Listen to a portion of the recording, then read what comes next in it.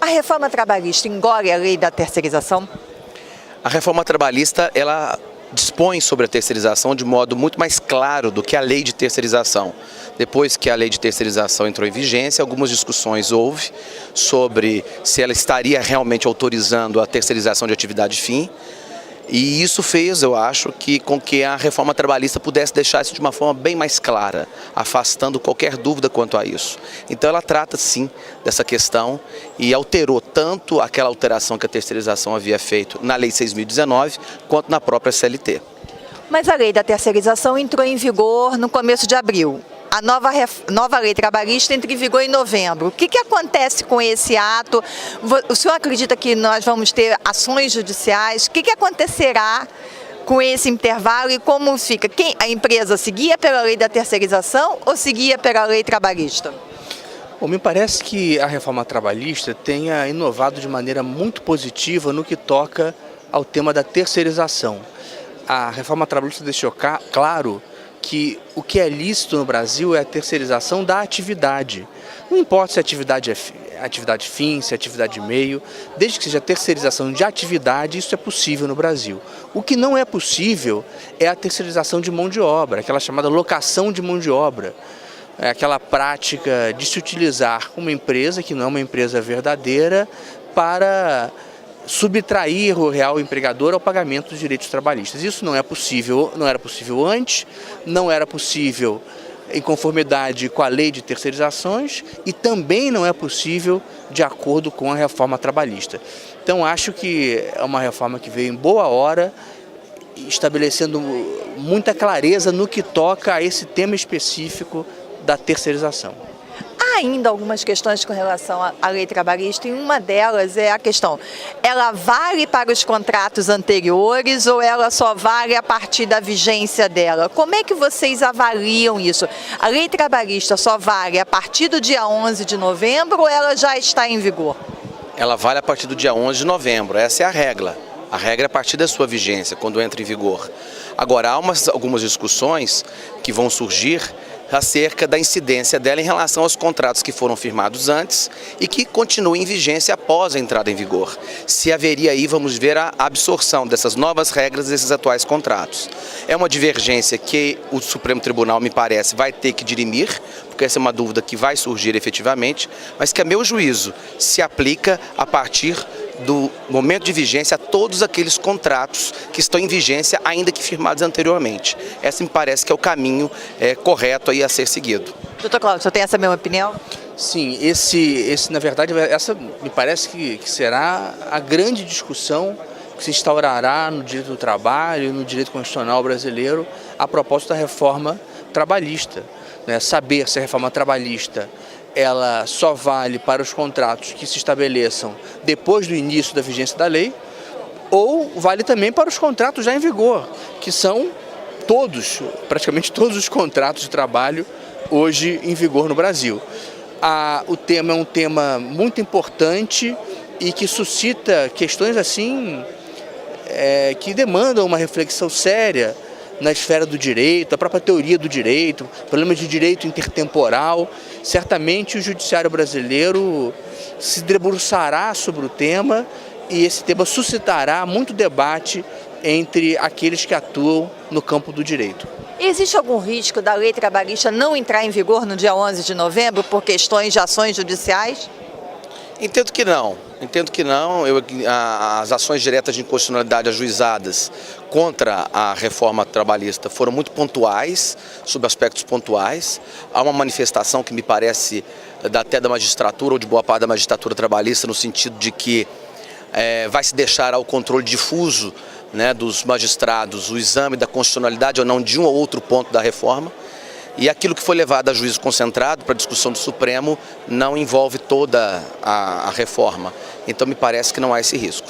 Senhor, doutor Cláudio. Não, eu também tenho essa visão. A única ação direta de inconstitucionalidade que foi proposta trata de assuntos relativos ao direito processual do trabalho, normas de processamento dos procedimentos instaurados na esfera da justiça do trabalho que foram objeto de inovação pela reforma trabalhista que foram impugnados pelo Procurador-Geral da República. Esse é o único tópico da reforma trabalhista que foi impugnado perante o Supremo.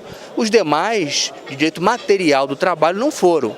Então, acho que não há nenhum risco concreto de que a reforma, na sua quase totalidade, entre em vigor proximamente. Mas tem a questão da medida provisória que o governo ainda vai mandar fazer. Essa medida provisória, houve um debate aqui no painel Telebrasil que diz que essa medida provisória pode trazer instabilidade jurídica à própria lei do trabalho, porque ainda vai discutir pontos sérios, entre eles, por exemplo, a jornada intermitente. Como é que vocês enxergam essa medida provisória que está por vir? Olha, se de fato a medida provisória dispor sobre alguns pontos específicos, alterando aquilo que chegou ao cabo na reforma trabalhista, de fato aí nós teremos uma alteração. As medidas provisórias têm força de lei e possivelmente, se houver essa alteração, vai impactar. Eu não conheço quais seriam esses contornos dessa eventual medida provisória, mas seguramente isso traria um elemento novo. Doutor Cláudio. Minha opinião é a mesma. Assim, eu tenho visto pelo jornal, ainda não tive acesso à redação da medida provisória, tenho acompanhado o debate pelo jornal e me parece que a orientação do presidente no que toca a esse ponto é prover alguma moderação a um ponto ou outro específico da reforma trabalhista que, à luz assim, das pessoas que atuam no setor, a reforma trabalhista tenha sido eventualmente excessiva. No que se refere, por exemplo, ao tema do trabalho intermitente, uma discussão importante é a da garantia do salário mínimo.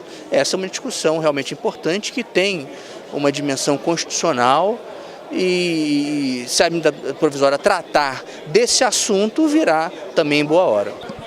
Tem uma questão também do imposto sindical. Como é que o senhor avalia essa questão? Os sindicatos vão acabar no Brasil por conta da nova lei trabalhista? De fato, no que toca a esse ponto, a reforma criou bastante insegurança jurídica. Veja, a Constituição Federal cria a regra da unicidade sindical. Segundo essa regra, só pode haver um único sindicato representando uma mesma categoria em uma determinada base territorial. Então, o sindicato, ele representa a totalidade dos empregados. Só que, ao mesmo tempo, a reforma trabalhista, e essa é uma regra constitucional que não foi afetada pela reforma trabalhista. O que a reforma trabalhista fez foi acabar com a contribuição social obrigatória de todos os trabalhadores. Então, o sindicato não mais contaria com essa receita, que é uma receita importantíssima, decorrente da contribuição obrigatória dos trabalhadores. Então, cria-se uma situação um pouco inusitada.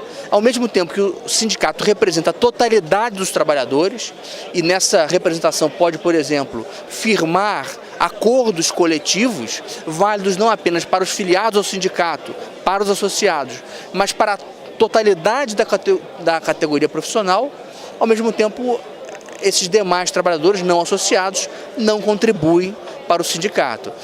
E nesse ponto, a reforma acaba institucionalizando a figura do carona. Quer dizer, já que o outro paga, o sindicato deixa que ele negocia, eu também vou me beneficiar do acordo coletivo, mas eu não vou pagar. Não acho que é uma conformação compatível com a própria noção de boa-fé, né? E parece que um dos tópicos tratados nessa medida provisória seja justamente esse, a criação de uma nova contribuição sindical que poderia ser estabelecida pela Assembleia de Trabalhadores ou fixada também em acordo coletivo e que valeria para a totalidade da categoria e não apenas para aqueles que são associados. Então, realmente entendo, ou se acaba com a unicidade sindical, como existe em outros países, a França, por exemplo, não há unicidade sindical. Cada trabalhador escolhe a que sindicato se filiar. E o trabalhador só tem direito àquelas normas que constam de convenções coletivas estabelecidas pelo sindicato ao qual o trabalhador se filiou.